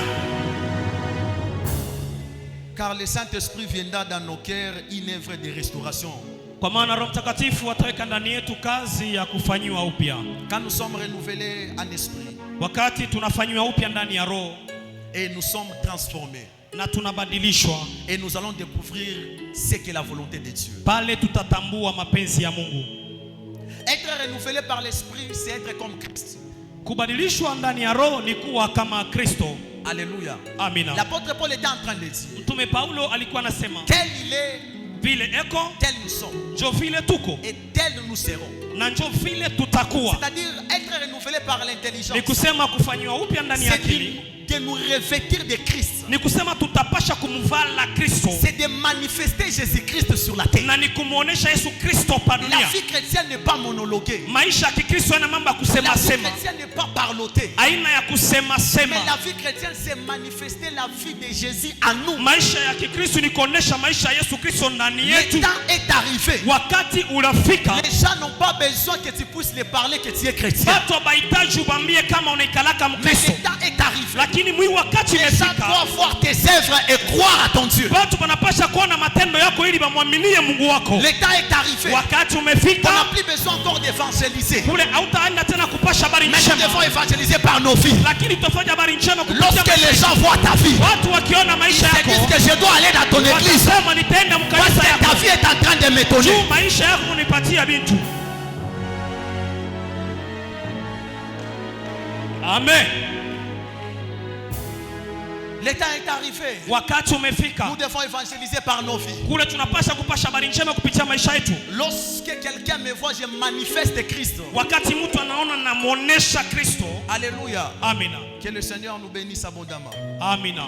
L'agent de la transformation s'appelle le Saint-Esprit. Na kitu kile kinaoneshaka anaitwa Roho Mtakatifu. Si tu veux être transformé, tu dois implorer le Saint-Esprit d'habiter en toi. Kama unapenda ubadilisha, umwite Roho Mtakatifu aikale ndani yako. Beaucoup de gens aujourd'hui ont l'onction mais n'ont pas le Saint-Esprit. Watu bamingi leo beko naishi na mafuta tu, lakini Roho Mtakatifu habana naye. L'onction te permet d'agir comme Dieu. Kile kinapaswa kubafanya batende kama Mungu, Mais le Saint-Esprit te permet de produire des fruits d'un enfant de Dieu. lakini Roho Mtakatifu anakuruhusu oneshe matunda kama vile mwana wa Beaucoup de Mungu. gens prophétisent aujourd'hui Watu bamingi leo beko na tabiri, mais n'ont pas le Saint-Esprit. lakini banakosa Roho Ils ont Mtakatifu. ce qu'on appelle l'onction. Beko na kitu kinaitwa Car mafuta. l'onction c'est la capacité d'agir comme Dieu. Mafuta ni kitu kinafanya utende Mais kama le Roho, Saint-Esprit, lakini Roho Mtakatifu il renouvelle notre intelligence. inafanya akili Il yetu upya, restaure mon âme. inabadilisha nafsi yetu, Il me revêtit d'une nouvelle intelligence. inaniweka tena akili mpya C'est ndani alors yangu. la Bible déclare Na njoo pale Biblia dans inasema Galates 5 le verset 20. Wagalatia 5:16, Oh, les fruits de l'esprit, ile sa matunda ya c'est Mungu l'amour, ni mapendo, la fidélité, ni uaminifu, la patience, ni uvumilivu, la paix, ni amani, la bonté, ni wema, la bénignité, ni kubariki, la fidélité. ni uaminifu. Quand quelqu'un a le Saint-Esprit à lui, Njoo pale Roho il Mtakatifu va ndani yake. manifester les fruits de l'esprit. Anapasha kuonesha matunda Roho Mtakatifu. Parler en langue ne signifie pas que tu as le Kusema ndani Saint-Esprit. ya roho na kusema huko na Roho Mtakatifu. Faire les miracles ne signifie pas que tu as le Kufua Saint-Esprit. miujiza na kusema huko na Roho Dieu peut Mtakatifu. t'utiliser, Mungu anaweza mais tu es kutumikisha en dehors de sa volonté. ile soko mapenzi C'est ya pourquoi mapenzi yake. chrétien, Ndio maana Dieu nous appelle aujourd'hui. Mungu anatuita Nous leo devons rentrer à la source. turudie kuchemsha Qui est Jésus-Christ. Yesu Kristo Nous devons être renouvelés par l'Esprit na Roho Mtakatifu atufanye afin upya. de discerner la volonté de Dieu Juu tuiwe mapenzi ya et ce qui n'est Mungu pas la volonté na de ile Dieu. haina mapenzi ya Mungu. Car la volonté de Dieu n'est pas pénible. Juu mapenzi ya Mungu haina vitu C'est vya pourquoi la mateso. Bible déclare Ndio maana Biblia inasema qu'au dernier jour, wakati wa mwisho les gens diront, watu watasema, Seigneur, Bwana, n'avons-nous pas prophétisé à si ton nom? tulitabiri mjina lako, N'avons-nous pas fait les miracles à si ton nom? tulifanya miujiza mjina N'avons-nous pas lako, chassé les démons à ton nom? si tulipoteza mapepo Mais la mjina Bible lako, déclare, lakini Biblia il leur inasema dira, atabambia, retirez-vous de moi, vous qui ondokeni commettez l'iniquité. walikuwa Je wanafanya ne vous ai makosa jamais connu. juu ya miungu, Pourquoi? juu ya nini? Je disais chrétien, Nilikuwa Mkristo, mais hors de l'église, lakini nje ya il est en kanisa train de faire autre chose. mkufanya mambo Le mengine. Seigneur nous appelle aujourd'hui. Bwana leo anatuita Nous devons retourner à la croix.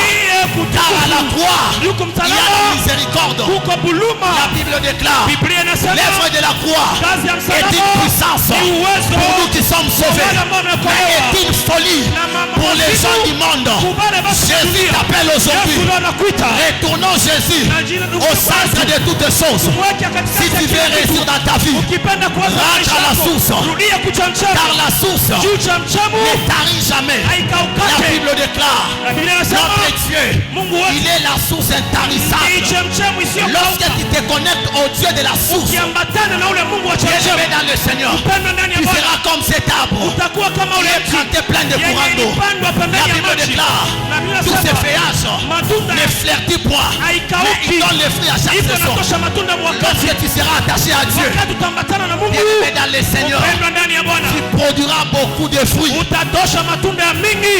La Bible déclare, Biblia inasema ne vous dites pas amusemi que nous sommes fils et filles d'Abraham. tuko watoto wa Mungu wa Produisez Adamu. des fruits dignes de la repentance. Tuoneshe matunda ya watu wenye waligeuka.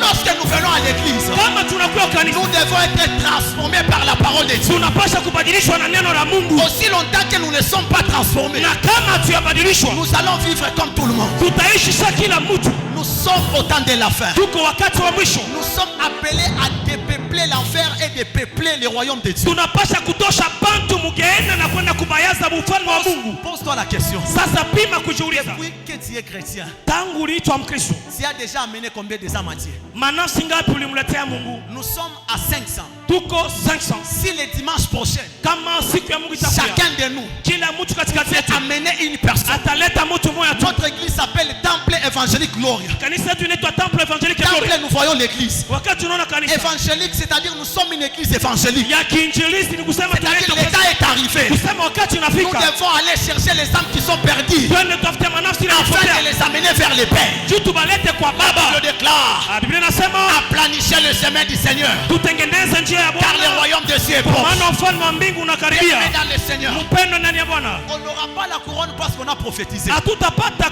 taji tu tulitabiri, On n'aura pas la couronne parce qu'on a prêché. hatutavikwa taji tu Mais on tulihubiri, aura la couronne lorsqu'on a gagné les âmes. tutavikwa taji kama tulioleta manafsi kwa Baba. Alléluia. Amina. Bien-aimés dans le Seigneur, Mpendo ndani ya Bwana, allez chercher les âmes, twende tutafute les manafsi amener vers Dieu. na tuilete kwa Bwana. Si nous faisons ça dans un mois, Tukifanya hivi mwezi cette mmoja, église sera transformée. kanisa yetu itabadilishwa Nous sommes une église évangélique. kama vile kanisa Cette année kiinjili. 2024, Mwanene nous 2024 devons maintenant quitter l'église tunapasha kutoka pour aller mkanisa chercher les âmes perdues tutafute manafsi et les amener à na l'église. kuileta mkanisa.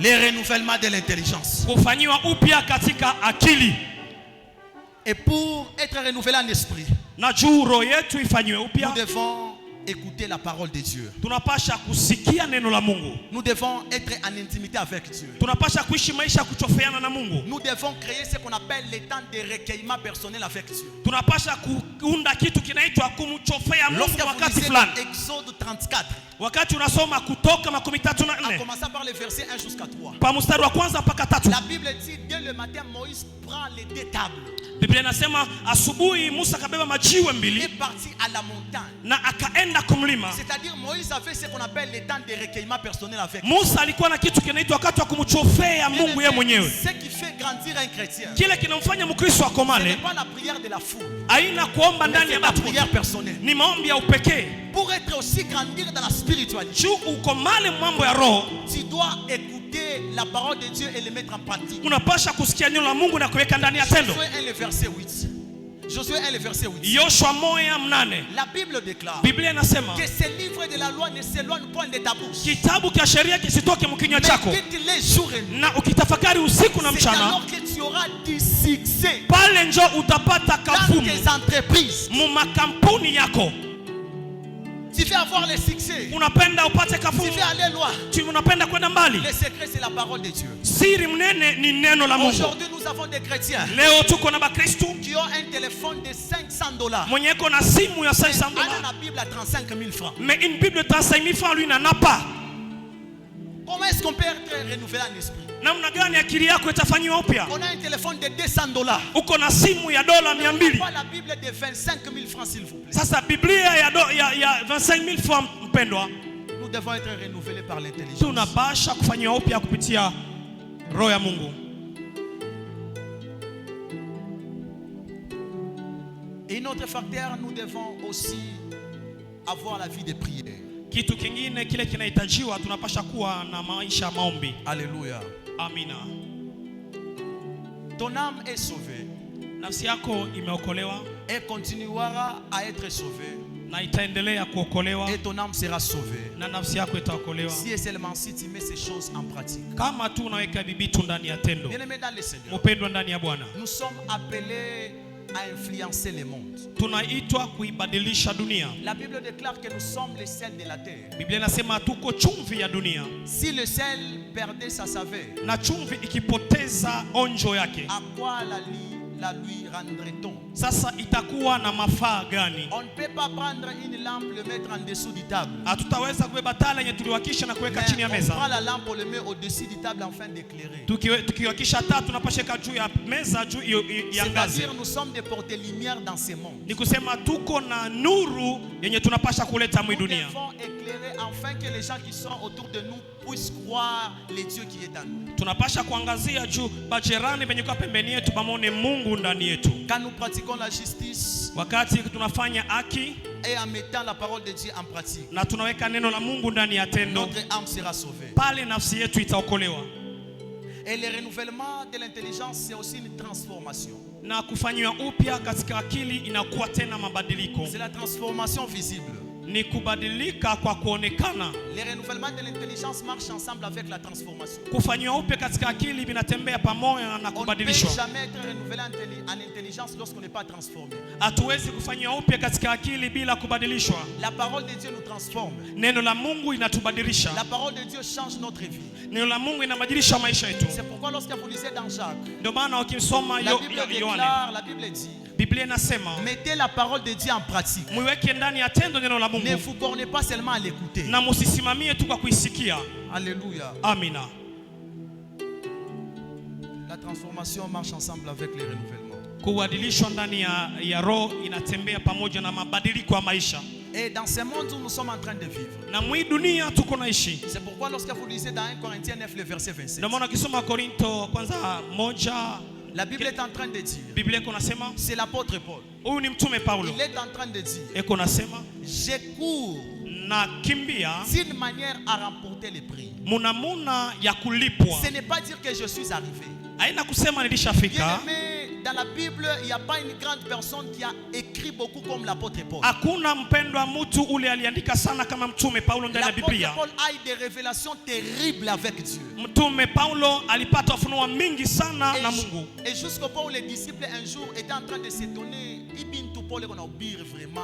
C'est très compliqué parce que nous-mêmes on était avec Christ. Juu mitume balisema seke prêche Paul non comprend pas juu tulikuwa na Kristo pamoja. Mais il est en train de dire, je ne suis pas encore arrivé. Na akonasema bado mimi siyafika. Nous devons faire un effort chaque jour afin d'être en bonne relation avec Dieu. Kila siku tunapaswa kufanya nguvu juu tuwe muhusiano mzuri na Mungu. Car notre but est d'atteindre la stature parfaite de Christ. Juu shaba yetu ni kufikia muntu wa kueneana wa Kristo. Nous sommes les besoins, nous sommes la réponse à l'humanité. Na si ni jibu katika ulimwengu mtuko naishi. Un homme a dit, si vous voulez changer l'homme, changez son système de pensée. Mtu alisema ukipenda kumbadilisha mwanadamu badilisha mawazo yake kisi C'est-à-dire anawazaka. notre système de pensée doit être renouvelé. Ni kusema namna yetu ya kuwaza inapasha kufanywa upya. J'aimerais parler à l'église. Acha niongee na kanisa. Sois la personne par laquelle une nouvelle histoire commencera dans ta vie. Uwe mtu ule ambaye maisha mupya itaanzia mu maisha yako. Car le renouvellement de l'intelligence augmente même la sensibilité avec Dieu. Juu kufanywa upya katika akili kunafanya mtu akuwe tayari mu mambo ya Mungu. Lorsque nous voulons être sensibles à la parole et la foi de Dieu, Wakati tunapenda kuwa tayari kuimani na neno la Mungu, nous devons être renouvelés en intelligence. tunapaswa kufanywa upya ndani ya akili. C'est pourquoi lorsque vous lisez dans Daniel 6, le verset 7, Ndio maana ukisoma Danieli 6:17, la Bible déclare Daniel avait un esprit supérieur. Biblia inasema Danieli alikuwa na roho yenye kuwa juu.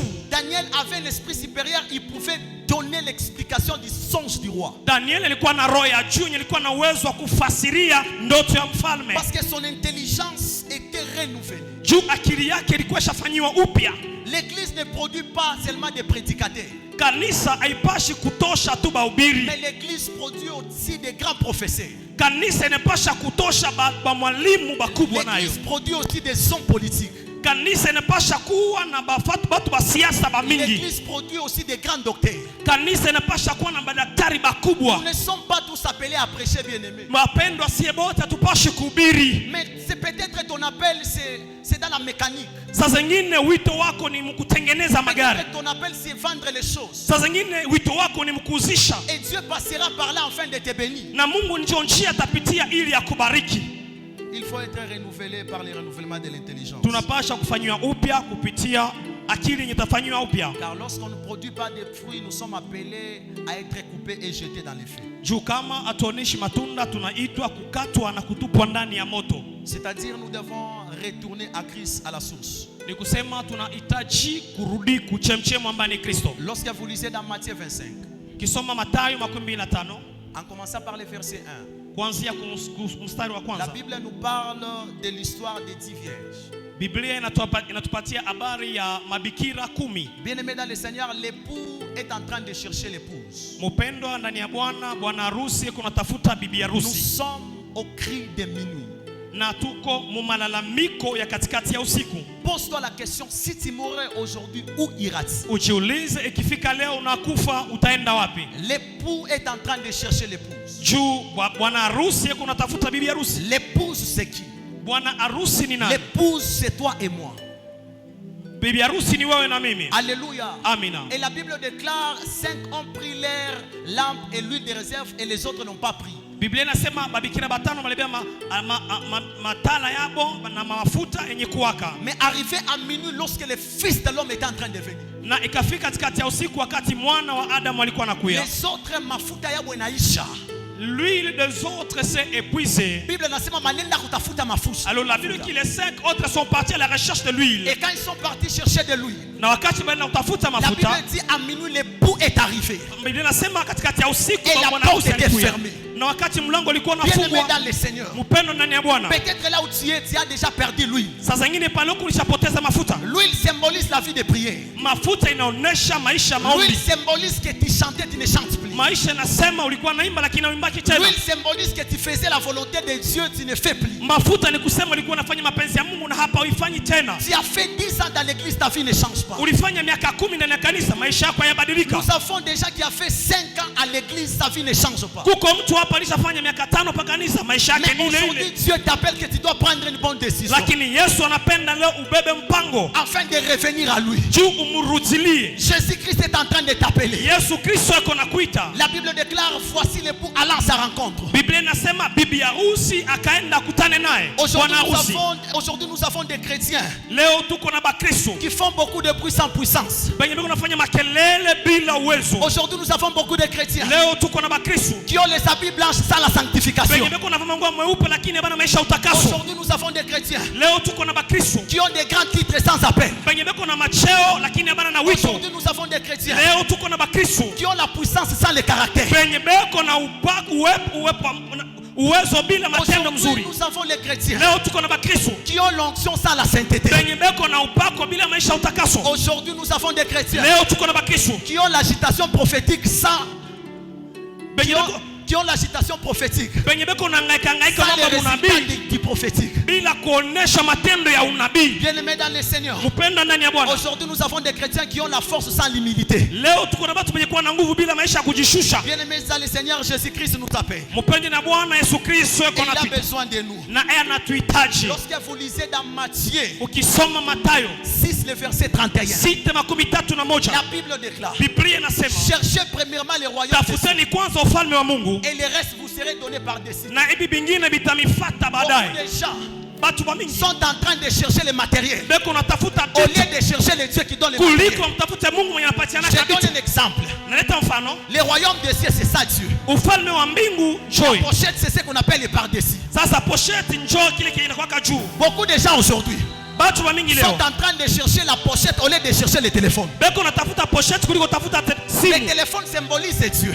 Telefoni inaonesha Mungu. Lorsqu'on a le téléphone, Wakati uko na simu on aura la glace, utakuwa na on aura glass, la pochette. utakuwa na Le pochette. Seigneur nous demande aujourd'hui, Lakini kile mmoja nous anatuomba leo devons chercher Dieu. tumtafute kwanza Le Mungu, reste, il nous donnera. hivi vingine atatupatia. Le temps est arrivé. Wakati unafika, Un jour, notre Père était en train de nous dire, baba yetu siku moja alikuwa anatuambia, petit, mtoto, moi j'ai cherché d'abord le royaume des cieux. mimi nilitafuta kwanza ufalme wa mbingu Et tous les biens que tu es en train de voir, na hivi vitu vyote uko Dieu naona me l'a donné gratuitement. Mungu alinipatia vya bure. Aujourd'hui, je ne prie plus que Dieu me donne de l'argent, Leo siombi Mungu anipatie mais je pesa, prie seulement que je puisse voir la gloire de Dieu. niko naomba nione utukufu wa Mungu. J'aimerais que cela soit ton cas aujourd'hui. Napenda ile ikuwe mambo Ne yako cherche leo, pas. hapana kutafuta. My God, my Hallelujah. God, Jesus. Jésus-Christ a besoin de toi. Yesu Kristo anakuhitaji. Il a besoin de toi. anakuhitaji. Cherche les dieux qui donnent tout. Umtafute ule Mungu anapatianaka kila kitu. J'aimerais que nous puissions incliner nos têtes là où nous sommes. Tutakunjamisha vichwa vyetu pale tuko. J'aimerais que nous puissions prier. Na mimi napenda tuingie ndani ya maombi. J'aimerais faire un appel. Napenda nifanye wito. Toi qui n'as pas encore donné ta vie à Jésus. Wewe ambaye umpokea Yesu Kristo maisha yako. Le temps est arrivé. Wakati umefika. J'aimerais que tu te tiennes debout simplement là où tu es. Nitapenda usimame wima pale uko. Et notre Père va prier pour toi. Kisha baba yetu atakuombea. Bien-aimé, la Bible déclare. Pendo Biblia Si inasema. vous écoutez ma parole, n'endurcis pas ton cœur. Ukisikia neno la Mungu usifanye moyo wako kuwa mgumu. Peut-être tu peux mourir demain. Saa zingine kesho unaweza kufa. Toi qui n'as pas encore donné ta vie à Jésus, tiens-toi seulement debout. Wewe mwenye yampokea Yesu simama wima tu. J'aimerais que nous tous nous puissions fermer les yeux. Na sie bote tutafunga macho. Si tu sens que la parole t'a touché Ukisikia kama neno na kugusa et que ta vie, tu n'es pas encore en ordre avec le Seigneur. na maisha yako haina sawa mbele ya Mungu. Toi aussi qui n'es pas en ordre avec le Seigneur. Na wewe mwenye hauna maisha mzuri na Tu sens Bwana. que tu dois arranger ta vie avec Dieu. Ujue unapaswa kutengeneza maisha yako na Mungu. Tu étais en train de vivre dans l'impudicité. Wewe mwenye ulikuwa unaishi maisha Tu ya étais en train uasherati. de vivre dans une vie très compliquée. Ulikuwa unaishi maisha mbaya. N'aie pas honte, tiens-toi debout seulement là où tu es. Usisikie aya, simama tu pale uko. N'aie pas honte, tiens-toi debout seulement là où tu es. Usisikie aya, simama Merci wima mon pale uko. frère parce que tu es debout. Ndugu barikiwe juu na Bien-aimé, on n'a simama. pas beaucoup de temps. Hatuna wakati mwingi Si tu mpendwa. veux arranger avec Dieu, Ukipenda kutengeneza na Mungu, tiens-toi debout seulement là où tu es. simama wima tu pale uko. Si tu veux accepter Christ, Kama unapenda kumpokea Kristo, tiens-toi debout seulement là où tu es. simama tu wima pale uko. Merci mon frère. Asante ndugu yangu. Bien-aimé dans le Seigneur, Upendwa ndani ya Bwana. Jésus-Christ est à la porte. Yesu Kristo eko kumlango. Peut-être en quittant ces lieux, tu vas mourir. Saa zingine pa kutoka hapa ndio Mais utakufa. l'occasion t'est donnée. Hii bahati ni yako. Merci mon frère. Asante ndugu yangu. Merci mon frère. Asante ndugu yangu. Jésus a besoin de toi. Yesu Il anakuhitaji. t'appelle ce soir. Leo eko nakuita. Donne ta vie à lui. Umupe maisha yako. Si tu as trébuché, Kama uliangukaka, n'aie pas seulement honte. hapana kusikia haya. N'aie pas honte. Hapana kusikia haya. N'aie pas honte. Hapana kusikia haya. J'aimerais que tu puisses passer devant. Napenda upite hapa Et mbele. nous allons appeler notre Père. Tumuite baba yetu. Il va prier pour vous. Atakuombea Il va prier pour vous. na atamiombea. Passe seulement devant là où tu es. Pita mbele hapa Passe huko. seulement devant là où tu es. Pita mbele tu hapa Passe huko. seulement là où tu es. Kuya tu hapa Et mbele. nous sommes dans la foule. Na simu yetu Nous naikala. allons seulement dire à Dieu, Tutamwambia Mungu, Seigneur, aujourd'hui, Bwana leo renouvelle mon intelligence. ufanye upya akili yangu. J'aimerais marcher dans ta volonté. Nitembee mapenzi yako. J'aimerais te ressembler. Nikufanane. Merci mon frère. Asante ndugu Il yangu. n'y a pas une bonne chose, bien-aimé, Upendo hakuna kitu que de kizuri donner sa vie à Jésus. kama kumpa Yesu Il n'y maisha. a pas une bonne chose dans ce Hakuna kitu monde kizuri mwi que dunia de revenir à Christ. kama kumrudilia Kristo. Peut-être tu es dans la Saa sorcellerie. zingine uko mbulozi. Peut-être tu es dans la magie. Saa zingine uko mchawi. Peut-être tu es dans une vie très Saa compliquée. zingine uko maisha mbaya. Peut-être tu es dans la Saa masturbation. zingine uko maisha kujifurahisha. Peut-être tu es dans la Saa pornographie. zingine uko maisha Mais maisha Jésus mbaya. t'appelle aujourd'hui. Lakini leo Yesu Il anakuita. veut transformer ta vie. Jua badilisha maisha yako. Peut-être tu es dans Saa l'ivrognerie. zingine uko Tu mbulevi. n'arrives pas à abandonner l'ivrognerie. Haufiki mkuacha Passe bulevi. devant rapidement. Pita mbele Notre haraka. Père va passer. Baba yetu Il va atakuya. prier pour toi. Atakuombea. Et ta vie va être Na maisha transformée. yako itabadilishwa. Passe rapidement. Pita haraka. Passe rapidement. Pita haraka. Dieu a besoin de toi. Mungu Si anakuhitaji. vous écoutez ma voix, Ukisikia sauti yangu, N'endurcis pas ton usifanye moyo wako kuwa mgumu. N'endurcis pas ton cœur. Usifanye moyo wako kuwa mgumu. N'endurcis pas ton cœur. Usifanye moyo wako kuwa N'endurcis pas ton mgumu. cœur. Usifanye moyo wako kuwa nous appelons mgumu. notre Père. Tunamwalika baba Que yetu. Dieu bénisse ces deux bien-aimés. Mungu abariki hao ndugu Bien-aimés wawili. dans le Seigneur. Upendo ndani ya Bwana. Aujourd'hui, l'occasion t'est donnée. Leo uko na bahati. Aujourd'hui, l'occasion t'est donnée. Leo uko na bahati. Aujourd'hui, l'occasion t'est Leo donnée. uko na bahati. Peut-être après ça, Saa zingine kisha hii wewe mambo, kwako kunaisha. ça sera fini pour toi. Prends une bonne décision. Beba mpango mzuri. Reviens à Christ ce soir. Umrudie Kristo asubuhi ya leo. Reviens à Christ ce matin. Umrudie Kristo asubuhi ya Nous leo. appelons notre Père. Tunamwalika baba yetu. Nous appelons notre Père. Tunamwalika baba yetu. Bien-aimés dans le Seigneur. Upendo ndani ya Bwana. Tu as besoin de toi. Mungu anakuhitaji. Haleluya.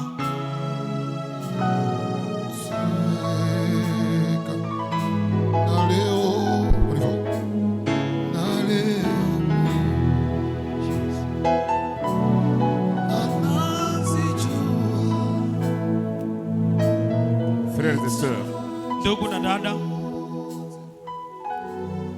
c'est un message ni ujumbe puissant que j'appelle. ambao unaita wa nguvu. Il a parlé comme un évangéliste. Anaongea kama mpasha habari njema. Je sais que Najua ya kwamba tel que nous sommes là, mpaka hivi tuko hapa, nous tous, Sisi wote nous croyons que nous avons déjà cru en Jésus-Christ. tunaamini kwamba tulishamwamini Yesu Kristo. Est-ce que réellement nous avons déjà cru en Christ? Eti kwa kweli tulishamwamini Kristo? Est-ce que nous avons déjà changé? Eti tulishabadilika? Il y a déjà eu le renouvellement de l'intelligence en nous. Ndani yetu kuko kubadilishwa katika akili? Examine bien ta vie. Pima kuchunguza mzuri maisha yako. Là tu peux voir si tu es avec Christ ou pas. Je utaona kama uko pamoja na Kristo au hapana. Il est temps de revenir à Christ. Ni wakati wa kumrudilia Kristo asubuhi ya leo. Reviens à Christ. Umrudilie Kristo. Le message est pour toi et pour moi. Ujumbe ni ujumbe wako na ujumbe wangu.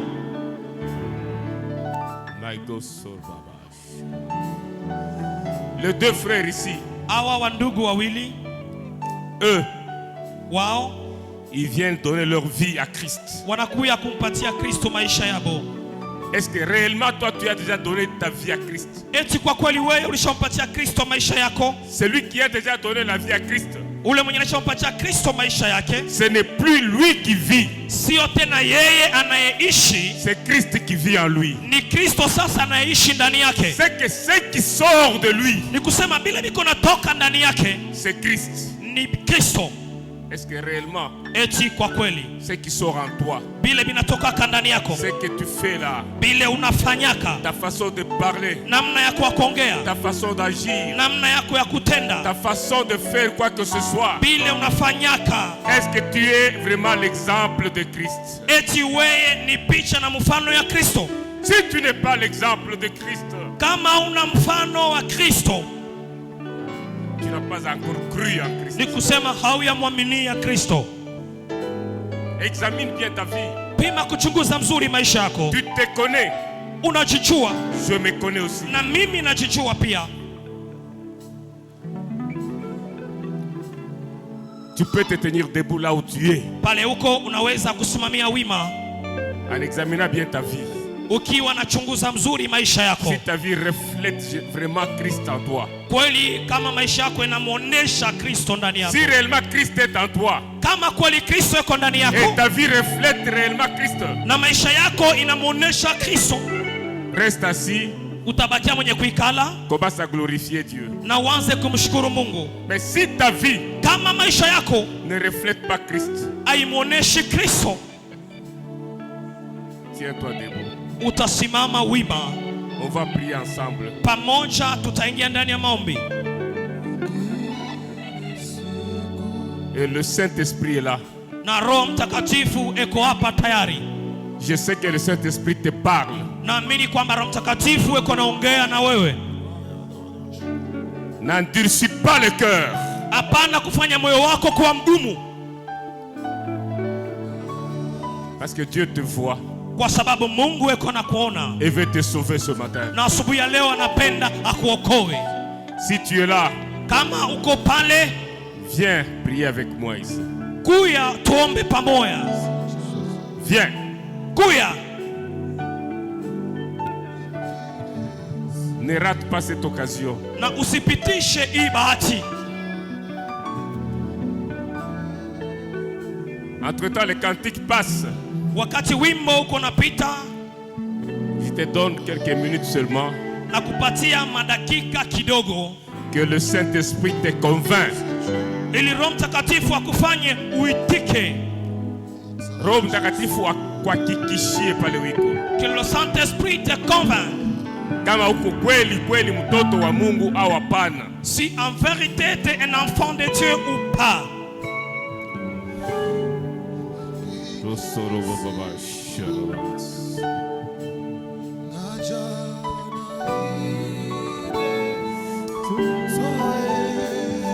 Bye bye, Shorobas.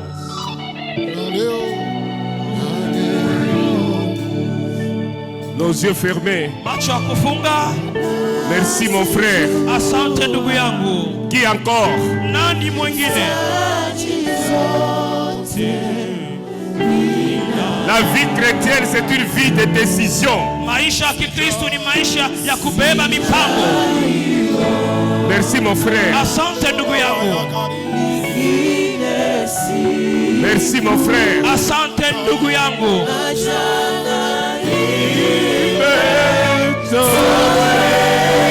Si tu es là, Ukiwa uko pale, Jésus t'attend. Yesu anakuchunga.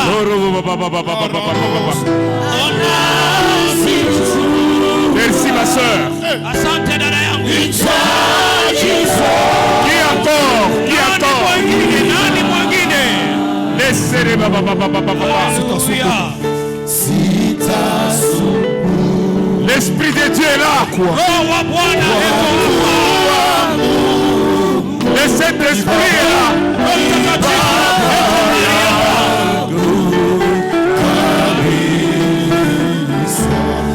Que le Saint-Esprit te convainc là où tu es. Roho Mtakatifu akuhakikishie pale uko. Merci, mes frères. Roho Mtakatifu akufanya uitike. Approche, approche. Karibu, karibu. Approche là où tu es. Karibu pale uko. Merci, merci mon frère. Asante ndugu yangu.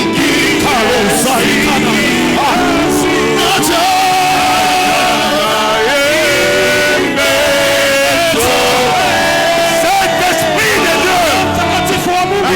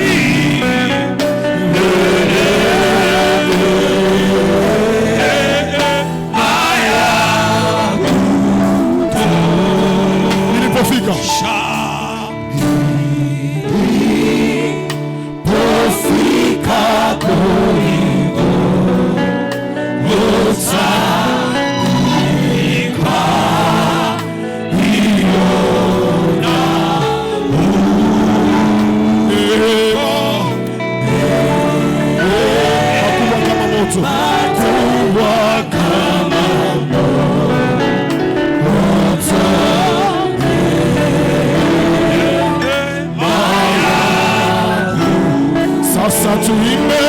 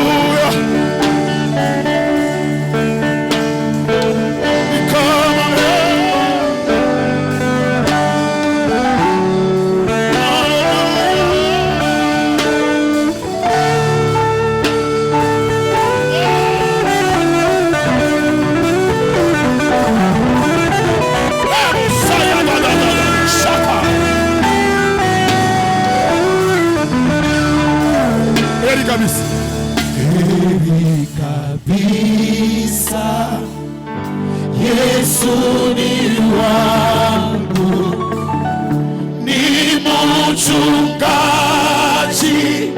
na mimi ni wangu. Nimezaliwa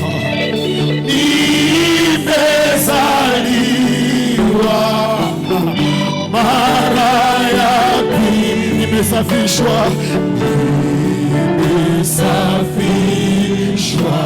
kwa damu, ninasema Yesu ni wimbo, Yesu ni wimbo, haleluya, nitakusifu hata Yesu, Yesu ni wimbo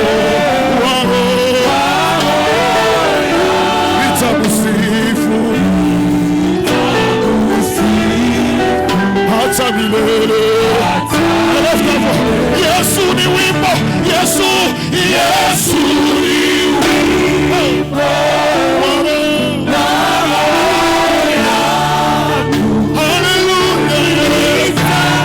nitakusifu hata milele.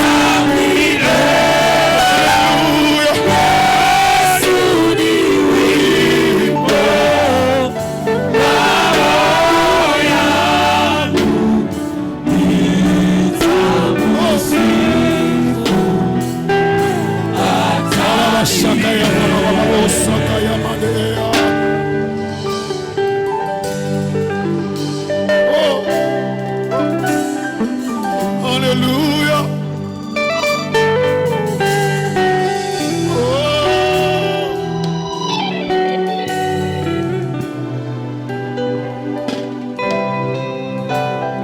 Niwe karibu nawe, Mungu wangu, hata katika tabu. Niwe karibu, nasema niwe karibu nawe. Là où tu es, pale uko, tu te tiens debout. Simama wima. Tu mets tes deux mains, Inua mikono yako mbili, les yeux fermés. macho ikiwa ya kufunga. On nous entend ces cantiques, les cantiques là qui passent. Na mbeko natupatia wimbo ambao kunapita.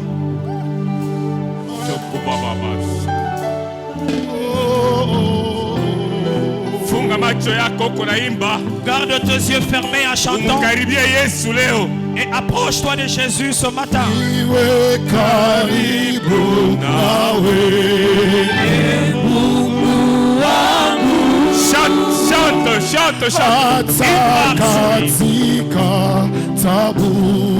Niwe karibu, Imba na roho yako yote. Chante de tout ton cœur. karibu nawe, Mungu wangu, hata katika tabu. Niwe karibu, uwimbo wangu Bwana, niwe karibu nawe, uwimbo wangu Bwana.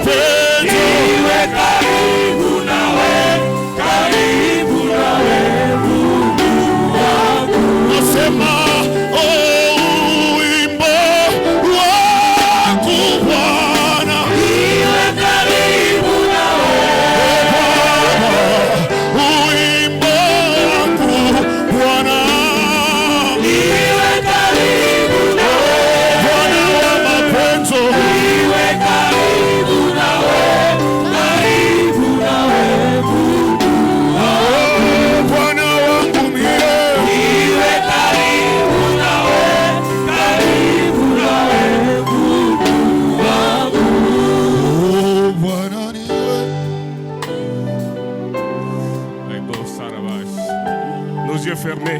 macho ya kufunga. Mungu, tunajitayarisha mbele yako. Tunapenda tufanane na wewe Yesu. Tunapenda tukukaribishe wewe Yesu ndani yetu. Na wewe ukiketi ndani yetu, tutakuwa viumbe vipya. Akili yetu itakuwa renouvelée. Vitendo yetu vitabadilika. Kusema kwetu kutabadilika. Kutembea kwetu kutabadilika. Juu wewe Yesu, tunakuamini na uko ndani yetu. Roho Mtakatifu wako etusaidie. Na saidie mmoja na mmoja katikati yetu. Ninaomba hivi na kusema amen. Amen.